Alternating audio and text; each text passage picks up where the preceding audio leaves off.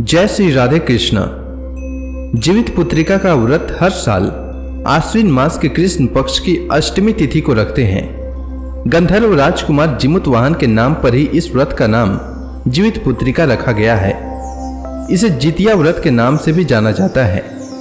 जितिया का व्रत महिलाएं संतान प्राप्ति के साथ साथ संतान की लंबी आयु की कामना करते हुए रखती हैं। पूरे दिन ये व्रत चलता है।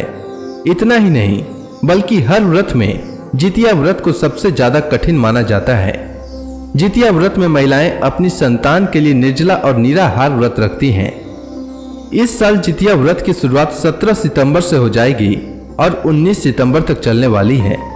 17 सितंबर को नहाए खाए के साथ ही जीवित पुत्रिका व्रत की शुरुआत होगी, तो वहीं पूरे दिन 18 सितंबर को निर्जला व्रत रखा जाएगा और पारण 19 सितंबर को होगा।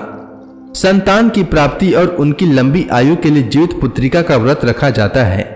धार्मिक मान्यता यह भी है कि जो माताएं इस व्रत को रखती हैं उनके संतान के सभी कष्ट दूर हो जाते हैं। इस व्रत को लेकर पौराणिक कथा कुछ इस प्रकार है। दरअसल भगवान श्री कृष्ण ने महाभारत काल में अपने सभी पुण्य कर्मों को अर्जित कर उत्तरा के गर्भ में पल रहे बच्चे को जीवन दान दिया था। यही कारण है कि संतान की रक्षा के लिए इस व्रत को किया जाता है। ये कहा जाता है कि जो भी इस व्रत को रखता है भगवान श्री कृष्ण उसके संतान की रक्षा करते हैं। आइए जानते हैं जीवित पुत्रिका व्रत के शुभ मुहूर्त के बारे में।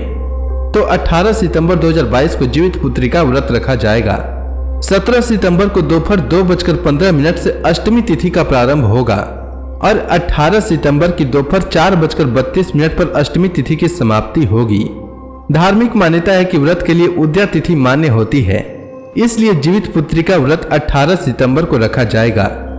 आइए जानते हैं जीवित पुत्रिका व्रत की पूजन विधि के बारे में। तो सबसे पहले माताएं सप्तमी को इस व्रत में जल और अन्न का ग्रहण करती हैं और व्रत की शुरुआत करती हैं। उसके बाद अष्टमी तिथि को पूरे दिन निर्जला उपवास रखते हैं और नवमी को सूर्योदय के बाद व्रत का पारण किया जाता है।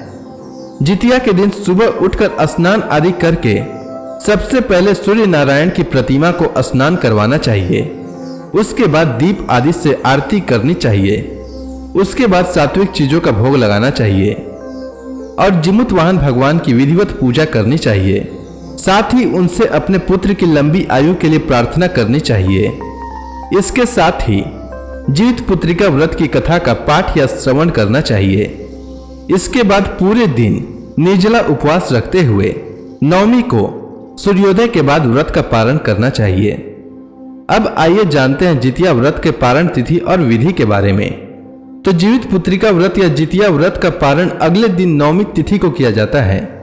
इस बार 19 सितंबर दिन सोमवार को जितिया व्रत का पारण किया जाएगा। इस दिन प्रातः काल स्नान आदि करने के बाद पूजन करें और सूर्योदय होने के बाद व्रत का पारण करें। उम्मीद है आपको जितिया व्रत से जुड़ी जानकारी अच्छी लगी होगी। धन्यवाद।